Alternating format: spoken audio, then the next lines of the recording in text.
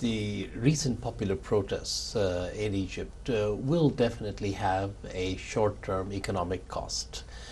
In particular, we will see tourism and investment going down. And certainly the 5.5% growth rate that we saw in the last 2 quarters of 2010 will likely be considerably lower in the next 6 months or so while the situation stabilizes.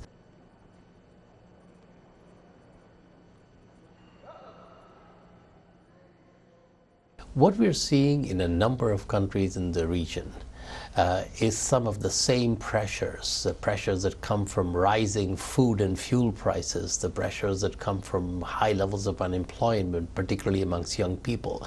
And we've also seen a number of governments respond to these pressures, in some cases preemptively, by providing greater degree of subsidies for food prices, by providing more public sector jobs, by raising salaries.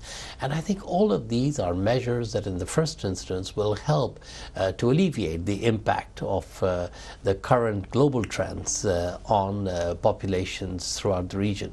At the same time, this also adds to the fiscal burden going forward. And some of these countries already have strained fiscal situations. So this raises the urgency of trying to develop modern, fairer and more permanent systems of social protection that will ensure that poor people are protected. The IMF believes strongly that the government should provide protection and support for the poorest people in society, but it does so in a more efficient way so that the same amount of resources are targeted on those who need them most rather than spent across the board on products that are consumed by rich and poor alike.